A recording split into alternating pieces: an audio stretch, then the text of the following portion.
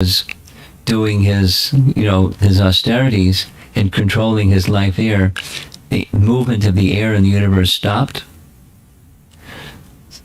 So that's a power that drove ahead. So that power is also used when he goes to Dhruvaloka. So what exists before these ropes of air? It doesn't say, but there's ropes of air. We don't see ropes of air, but there's ropes of air, according to the 5th canto of Bhagavatam, and they're moved by wind. And as the wind moves the ropes of air, the planets move. That's the circumambulation movement. And what creates the wind is the energy of the sun. All right? Sun, when it moves air because of the heat of the sun. It moves the air. Now the air is, it's in space. It's not the air like, that we're breathing. Not that kind of air. It's another kind of air. Or you can say space, akash. But it's not, anyway. It's a different kind of air. So the sun, by the order of the Supreme Personality of Godhead, the sun is distributing its energy, heat, and light throughout the universe, and that's sustaining the planets in their planetary movements. Anyway, so the sun is a very important planet. And I forgot why I was going into that. Yeah, otum and protum. So those are, as the energy of the sun is maintaining the universe. Where does the sun get its energy? You can say in sequences, but ultimately from Krishna. So how powerful is Krishna? And from Krishna comes everything, including the inferior energy that comprises the planets, or as Balaram has said here, that he supports the entire universe. How powerful is Balaram? So to toss a donkey up into the top of a tree is nothing. Nothing. Absolutely nothing. And he is the resting place of the entire cosmic manifestation, just as woven cloth rests upon its own horizontal and vertical threads. So the horizontal and vertical threads, any metaphor that deals with transcendence is going to be incomplete. It's going to give you an indication of something, but it's incomplete. For example, for the thread, where do the materials come from for the threads? It comes from some other source than the thread itself. We say it's cotton. It comes from the cotton plant. Where's the cotton plant get its cotton from? And so the metaphor is limited.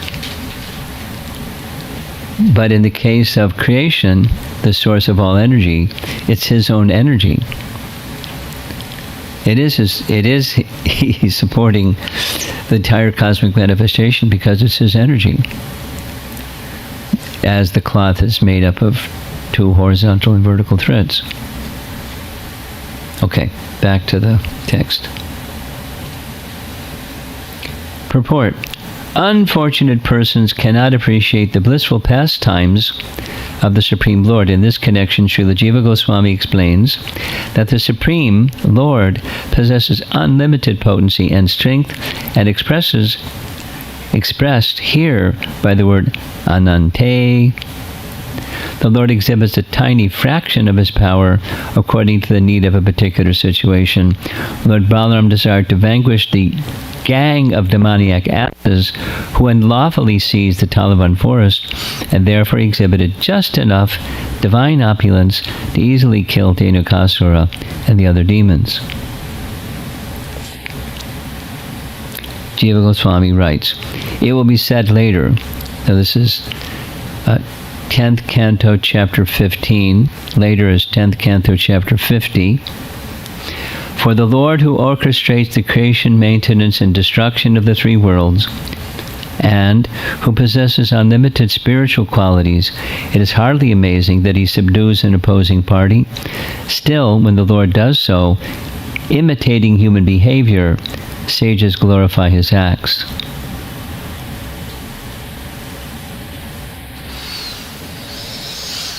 Paragraph. It is astonishing the Lord reveals strength which is equally matched by the opponent in his human pastimes, not showing powerful qualities in his pastimes.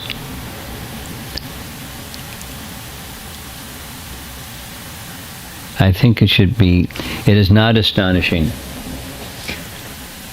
that the Lord reveals strength which is equally matched by the opponent in his human pastimes, not showing powerful qualities in his pastimes, the unlimited. This is not astonishing because he is Bhagavan endowed with all Shaktis. He is unlimited by the nature of his Swarup, Anante, and he is the Lord of the universe, even though he has a relationship with it, like thread in relation to a cloth. In the example, thread as the cause is different from the effect, the cloth. So here's the similarity. Similarly, the Lord is different from the universe caused by him. He's the source and therefore is connected, but he's different, as the source of the thread is different from the cloth, although they're connected. Calling Balaram Bhagavan is suitable since Balaram is the chief of Krishna's expansions and has a similar position. Sanatan Goswami writes, though this is astonishing to the world, that is not astonishing considering Balaram's real position. His ability to easily kill Dhenuka and throw him in the tree is not astonishing, for he is Bhagavan, who is endowed with all powers, who is unlimited in Shaktis, and thus the Lord of the universe, Jagadishware. The nature of Bhagavan is shown. All this universe is non-different from the avatar of the Lord. So there's non-difference in difference. An example is given. He is interwoven in everything and is not different from it, as a cloth and threads. Or the word Bhagavati, not Bhagavan, Bhagavati is used to show respect for Balaram as the elder brother, or to indicate his omniscience. Ananta means Shesha. He is called Lord of the universe because he protects the world by holding it on his head. That earth is then explained. It is made of cause and effect. Otam protam. That's what this horizontal and vertical threads, the Sanskrit words for which those are translations is otam protam, but a more literal meaning is cause and effect.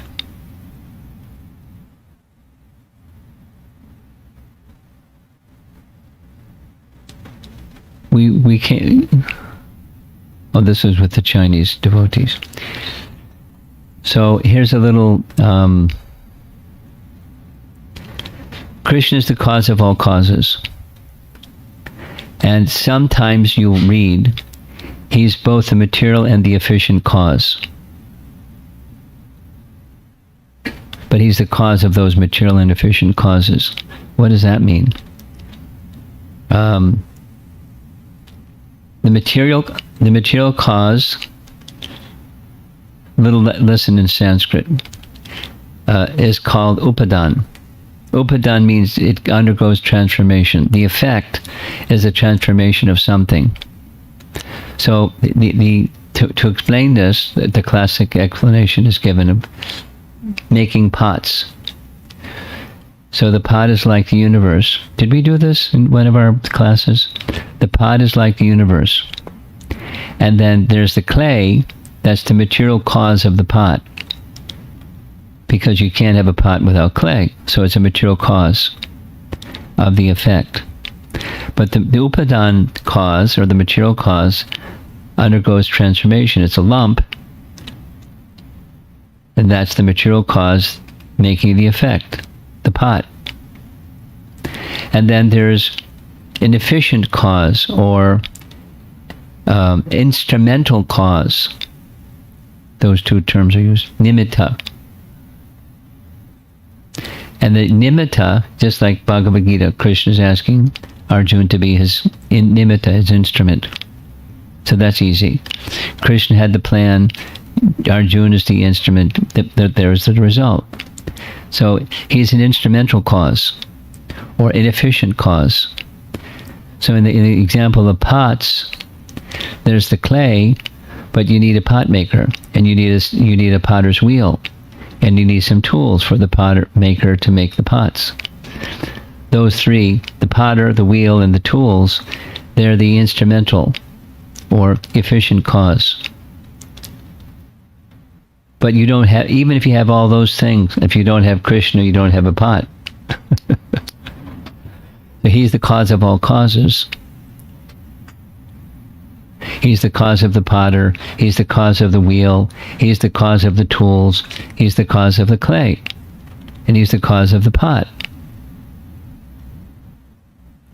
And so these otam protam terms can mean, the two horizontal threads of a cloth, or can mean, in philosophy, it can mean the efficient cause, or nimitta karana, and the upadan karana, and Krishna is the cause of all causes. That's the otam protam. Pretty simple, isn't it? So the language can be a little more complicated. Otam, protam, and upadan, and nimitta, karana, and all those Sanskrit terms. But you put it in the context of making pots, it's really easy to understand. The pot maker can't make a pot unless God made him. He's the cause of all causes. So Balaram is such a cause. And that he is such a cause, he has unlimited potencies. So throwing a Dhenukasura up in the top of a tree, even the tallest tree, effortlessly, or getting kicked in the chest by this powerful donkey that could kill people, had already killed a number of people, that he felt nothing. It's no surprise. I mean, that is to say, for those persons say, oh, this is stories. For the devotee, it's part of the all-powerfulness of Balaram exhibiting his power and pleasing the cowherd boys. They like. And so he does. And they celebrate. And he celebrates with them, and they take the tall fruits, and it's part of his Leela. But it's also getting rid of his purpose of appearing in this world. Demoniac personalities. He just does it in a fun way. Throws him in the top of a tree.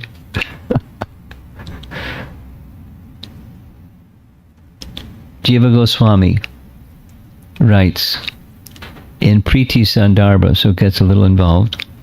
Repetition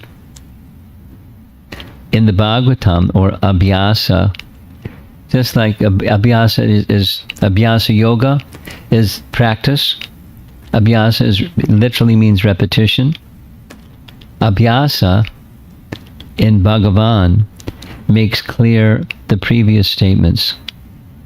Krishna is clearly shown to be Swayam Bhagavan by Bhagavatam, whose feet are respected hundreds of times by all other scriptures with the help of other texts such as Gita, Gopal, Tapani Upanishad, and other scriptures. Other Puranas also state what Bhagavatam states. What's that? That Krishna is Swayam Bhagavan. For instance, Brahmanda Purana says that the name of Krishna is Shukavag Amrita Abdindhu.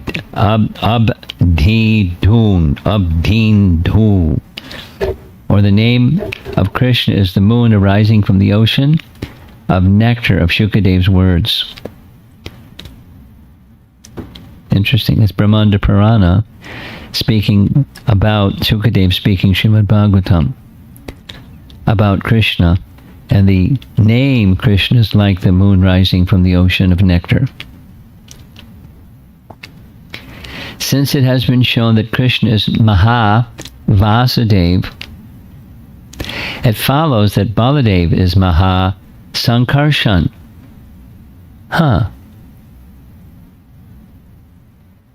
Got it? Vasudev, Sankarshan, Pradumna, Aniruddha. But the original Maha Vasudev, Balaram is Maha Sankarshan. Whatever form Krishna attains, his associates should attain corresponding forms. Thus, it is correct to think that Balaram is incorrect, to think that Balaram is some Avesh avatar. What does an Avesh avatar mean? Empowered, Avesha. So some powers, Shaktis, or Vibhutis, some opulences, some strength, something that's from Krishna is invested in someone. That's an Avesh avatar. So it's incorrect to think of Balaram that way. It is seen by the descriptions of Krishna and Balaram that they are similar. And here's a whole list. From chapter 8, this is when they're little boys. Krishna and Balaram, with the strength of their legs, crawled about zigzag in the muddy places of Braja. They're little crawling children. Chapter 8. Chapter 23. The Brahmanas then came to their senses and began to feel great remorse. They thought, quote, "We have sinned, for we have denied the request of the two lords of the universe who are engaged in spreading human pastimes." That's the wives of the Brahmanas. The wives fed Krishna, and the Brahmanas, understanding how exalted their wives had become after serving Krishna that way, they felt remorse that they were so stubborn, so thick-headed. Chapter 38. Akrura then saw Krishna and Balaram in the village of Braja going to milk the cows. Or chapter 43. The two mighty armed lords shone splendidly in the arena. That's they're walking into the wrestling arena of Kamsa. Commentary again. In the world, the sun and moon are described together.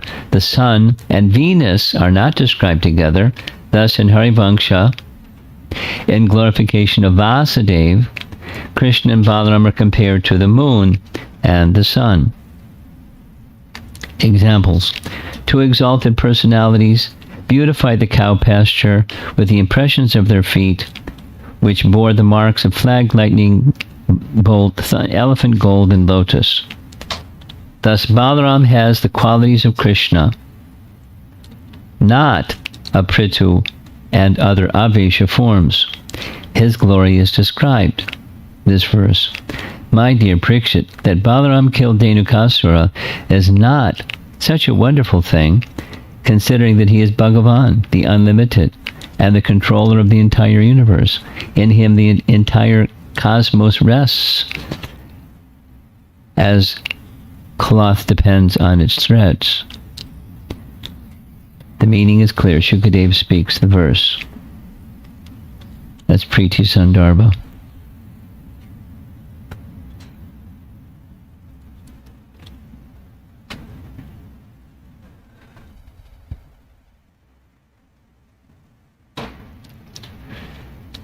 The Srimad Bhagavatam is very advanced literature, isn't it?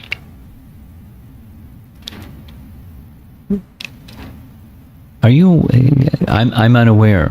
Is anybody here aware of any literature that gives such detailed descriptions?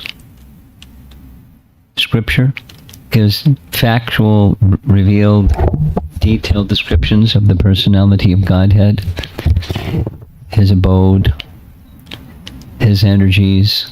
Not just, as Prabhupada would say, not just that God is great, but how great he is, and his various energies and how they work, and his relationship with those energies, and his interactions with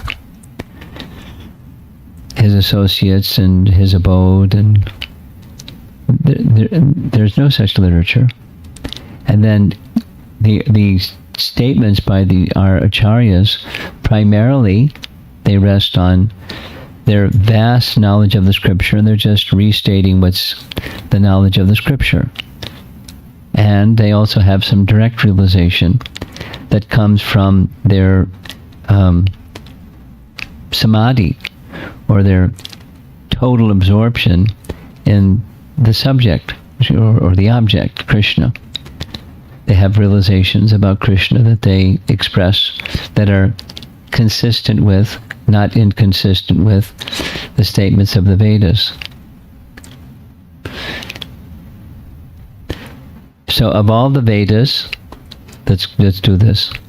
The Vedas are said to be a desire tree. And desire trees, by definition, they yield whatever it is that somebody wants.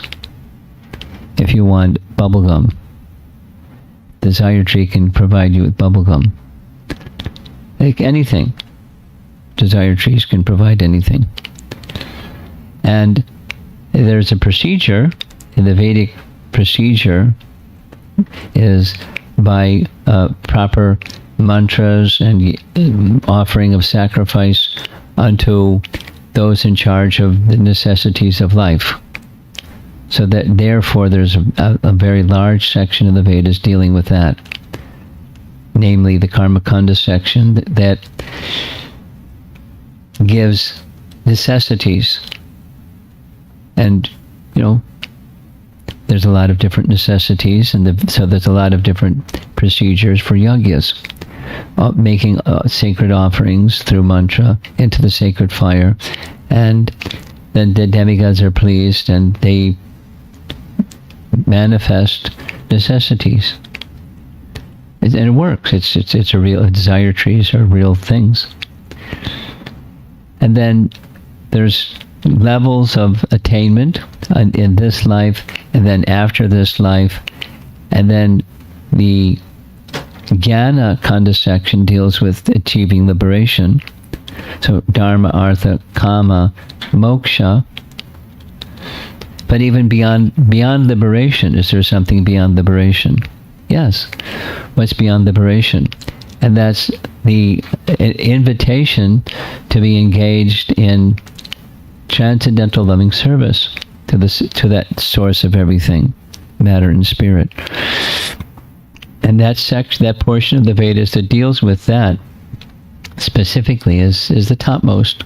And amongst those topmost literatures, you can say literatures in the mode of goodness that teach about the Vaikuntha realm and activities in the Vaikuntha realm. Topmost amongst them is the Srimad Bhagavatam. We got a little bit of a sampling, but there's, in Tattva Sandarbha, Jiva Goswami gives many examples, like many, of statements within the Puranas that honor the unique and very special elevated position of the Srimad Bhagavatam. Here's a nice example. A really nice example is in Padma Purana, which is one of the Puranas in the mode of goodness. There's a whole section, Bhagavat Mahatmya, and it's specifically just describing the glories of Srimad Bhagavatam and reciting and hearing Srimad Bhagavatam.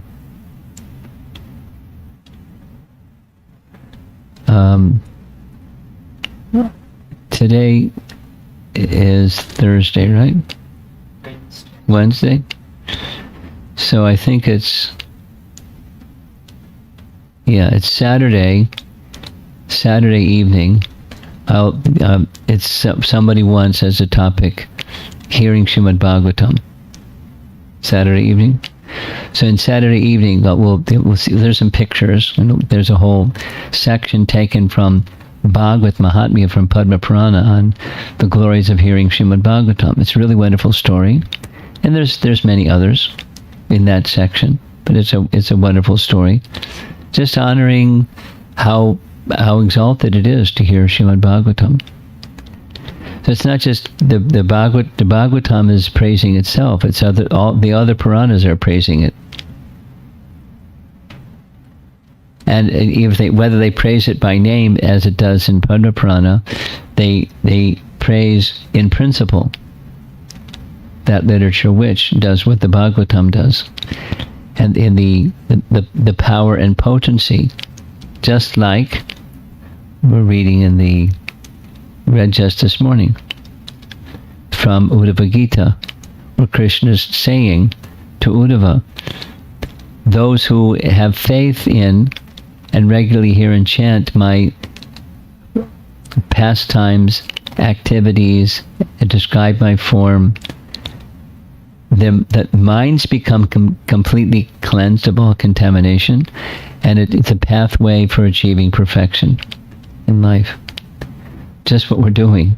It's such a simple thing, but there's such potency. That's circling back, describing the potency of the sun, and where does the sun get its potency? From the personality of Godhead. Balaram is the personality of Godhead, and we're hearing about his activities. I mean, one of them in the Dhenukasura story. I think because the next 3 evenings are other topics than the 15th chapter of 10th canto.